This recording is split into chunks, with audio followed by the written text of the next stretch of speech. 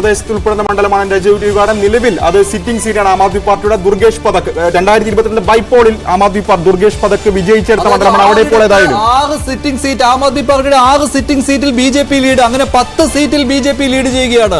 അപ്പോൾ BJPയുടെ ഒരു മുന്നേറ്റമായിട്ട് ഇതിനെ കണക്കാക്കാം. കാരണം ആം ആദ്മി പാർട്ടിയുടെ സിറ്റിംഗ് സീറ്റുകളിൽ BJPയുടെ ലീഡ് ഉണ്ട്. 10 സീറ്റുകളിൽ BJP, 7 സീറ്റുകളിൽ ആം ആദ്മി പാർട്ടി, 1 സീറ്റിൽ കോൺഗ്രസിന്റെ ഡൽഹി പ്രദേശ് കോൺഗ്രസ് കമ്മിറ്റിയുടെ അധ്യക്ഷൻ ദേവേന്ദ്ര യാദവ് ലീഡ് ചെയ്യുകയാണ്. ആശ്വസിക്കാം, കോൺഗ്രസിന് 1 സീറ്റിൽ തുടക്കത്തിൽ ലീഡ്. 10-7-1 10 സീറ്റുകളിൽ BJP, അതിൽ 6 ആം ആദ്മി പാർട്ടിയുടെ സീറ്റുകളാണ്. അവിടെയാണ് കോൺഗ്രസ് ലീഡ് ചെയ്യുന്നത്. 10 സീറ്റിൽ BJPക്ക് ലീഡ്. 3 VIP മണ്ഡലങ്ങളിലും ന്യൂഡൽഹിയിൽ അരവിന്ദ് കെജ്രിവാൾ ഇപ്പോഴും പിന്നിൽ, അതുപോലെ തന്നെ കൽക്കാജി മണ്ഡലത്തിൽ ജംഗ്പൂരിൽ പിന്നിൽ, ഒപ്പം തന്നെ അതിഷി 19 മണ്ഡലങ്ങളുടെ ലീഡ് നില പുറത്തു വരുന്നു. 11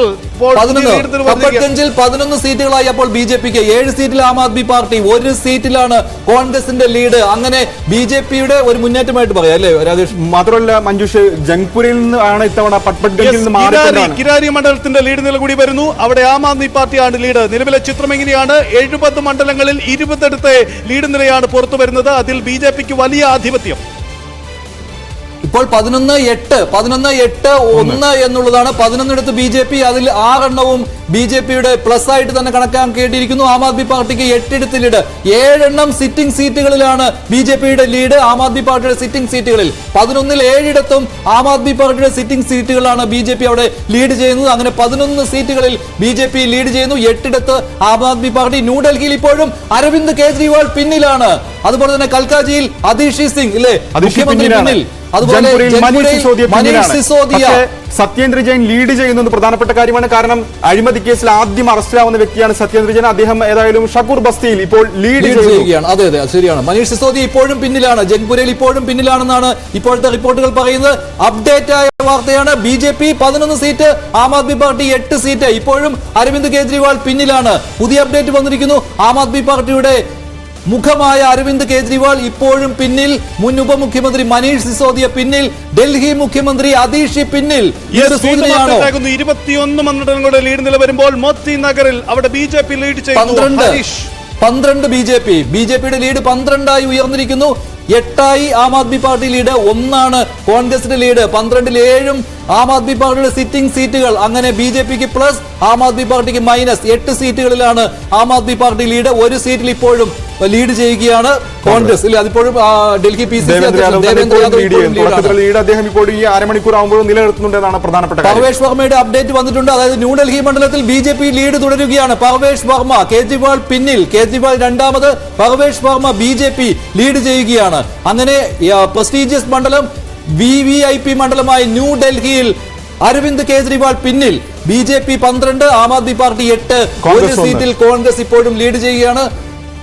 ഇപ്പോൾ മറ്റു പ്രധാനപ്പെട്ട ചില മണ്ഡലങ്ങളിലെ ലീഡ് നിലയും വന്നിരിക്കുകയാണ്. RK പുരയിലെ വന്നിട്ടുണ്ട് അല്ലേ? അവിടെ ലീഡ് ചെയ്യുന്നത് BJP ആണ്. BJP ലീഡ് ചെയ്യുകയാണ്. സത്യേന്ദ്ര ജെയിൻ ലീഡ് ചെയ്യുന്നു. ജംഗ്പൂരിൽ ഇപ്പോൾ ഏതായാലും BJP സ്ഥാനാർത്ഥി ലീഡ് ചെയ്യുന്നു. സോംനാഥ് ഭാരതി ഇതിപ്പോൾ ലീഡ് ചെയ്യുന്നു. അദ്ദേഹം 1ാം കെജ്രിവാൾ സർക്കാരിൽ മന്ത്രിയായിരുന്നു. ഈ ഡൽഹിയിൽ തന്നെ ത്രികോണ പോരാട്ടം നടക്കുന്ന മണ്ഡലമാണ്. BJPയുടെ മുൻ അധ്യക്ഷനാണ് എതിരാളി. അവിടെ ഏതായാലും ലീഡ് ചെയ്യുന്നുണ്ട് ആം ആദ്മി പാർട്ടി. അതിഷി ഇപ്പോഴും പിന്നിലാണ്. അവിടെ രമേഷ് ബിദൂടി, ഈ തെരഞ്ഞെടുപ്പ് കാലത്ത് ഏറ്റവും ചർച്ചയായ വിവാദ പരാമർശങ്ങളൊക്കെ തന്നെ ഉണ്ടായ മണ്ഡലമാണ്. വലിയ ചർച്ചയായ മണ്ഡലമാണ്. കൽക്കാജി, അതായത് ഡൽഹി മുഖ്യമന്ത്രി അതിഷി സിംഗ് മത്സരിക്കുന്ന കൽക്കാജിയിൽ അവിടെ അതിഷി ലീഡ് ചെയ്യുന്നില്ല, ട്രെയിൽ ചെയ്യുകയാണ്. ഇപ്പോഴും പിന്നിലാണ് അതിഷി, പിന്നിലാണ് ഇപ്പോഴും. അവിടെയാണ് BJPയുടെ ലീഡ് ഇപ്പോഴും തുടരുന്നത്.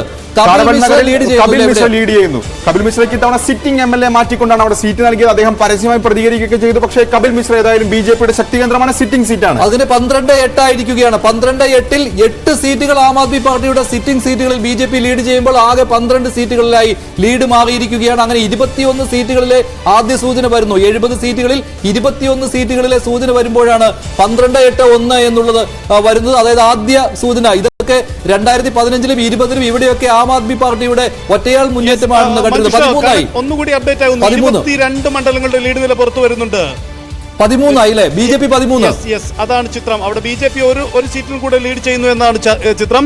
രജീന്ദർ നഗർ എന്ന മണ്ഡലത്തിലാണ് ഇപ്പോൾ BJP വീണ്ടും ലീഡ് നേടുന്നത്. ഇപ്പോൾ ചിത്രം 22 ഇടങ്ങളിലെ ലീഡ് നില പുറത്തു വരുമ്പോൾ BJPക്ക് വലിയ ആധിപത്യം.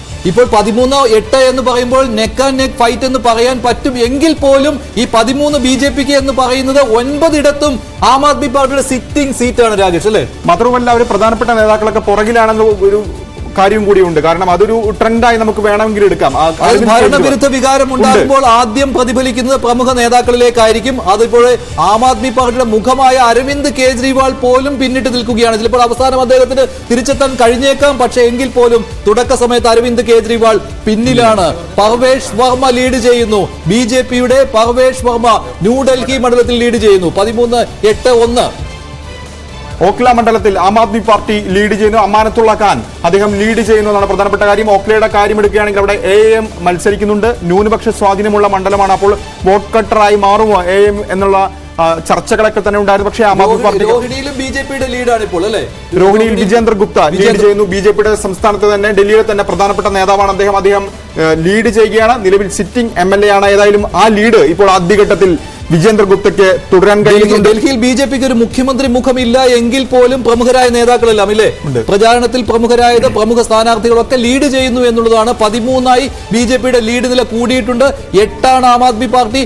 1 സീറ്റിൽ കോൺഗ്രസും ലീഡ് ചെയ്യുന്നു എന്നുള്ളതാണ്. ഈ 13ൽ 9 ഇടത്തും ആം ആദ്മി പാർട്ടിയുടെ സിറ്റിംഗ് സീറ്റിലാണ് BJP ലീഡ് ചെയ്യുന്നത് എന്നതാണ് ഈ തുടക്ക സമയത്തെ ഒരു ട്രെൻഡിന്റെ സൂചനയിലേക്കാണോ വരുന്നത് എന്നത്, ഇല്ലേ, ആ ഒരു വിലയിരുത്തലിലേക്ക് വരാൻ കാരണം ആം ആദ്മി പാർട്ടിയുടെ സിറ്റിംഗ് സീറ്റുകളിൽ BJP ലീഡ് ചെയ്യുന്നു എന്നുള്ളതാണ്. ഇപ്പോഴും കേജ്രിവാൾ പിന്നിൽ, അതീഷി പിന്നിൽ, മനീഷ് സിസോദിയ, 3 പ്രമുഖരായ നേതാക്കളും ആം ആദ്മി പാർട്ടിയുടെ 3 പ്രമുഖ നേതാക്കളും പിന്നിട്ട് നിൽക്കുകയാണ്. BJP ഇപ്പോഴും 13 സീറ്റുകളിൽ ലീഡ് നില അങ്ങനെ തന്നെ നിലനിർത്തിക്കൊണ്ടിരിക്കുകയാണ്. അതിൽ ഓരോ പ്രദേശം തിരിച്ചുള്ള വിവരങ്ങളും വന്നിട്ടുണ്ട്. ഈസ്റ്റ് ഡൽഹിയിലാണ് 6 സീറ്റുകളിലെ ലീഡ് വന്നിട്ടുള്ളത്.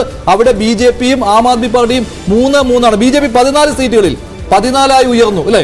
BJP 14, Aam Aadmi party 8, Congress 1. ഇതാണ് നിലവിലെ കണക്ക്. 23 മണ്ഡലങ്ങളിലെ പല സൂചനകൾ പുറത്തു വരുമ്പോൾ ആം ആദ്മി പാർട്ടി 8, BJP 14, കോൺഗ്രസ് 1. ഏതാണ്ട് ഇപ്പോഴത്തെ സൂചന അനുസരിച്ച് ആം ആദ്മി പാർട്ടിയേക്കാൾ ഏതാണ്ട് ഇരട്ടി സീറ്റ്. 15 സീറ്റായി. 15 BJP, 8 സീറ്റിൽ ആം ആദ്മി പാർട്ടി, 1 സീറ്റിൽ കോൺഗ്രസ്. BJPക്ക് 15 സീറ്റിൽ ലീഡ്. 13 അല്ല, 15 സീറ്റുകളിലാണ് BJPയുടെ ലീഡ്. 15 സീറ്റിൽ ലീഡ്. 8 ആം ആദ്മി പാർട്ടി, 1 കോൺഗ്രസ് എന്നുള്ളതാണ്. തപാൽ വോട്ടുകൾ കഴിഞ്ഞു. തപാൽ വോട്ടുകളല്ല, ഇപ്പോൾ ഇലക്ട്രോണിക് വോട്ടിംഗ് യന്ത്രങ്ങൾ എണ്ണാൻ എടുത്തിരിക്കുകയാണ്.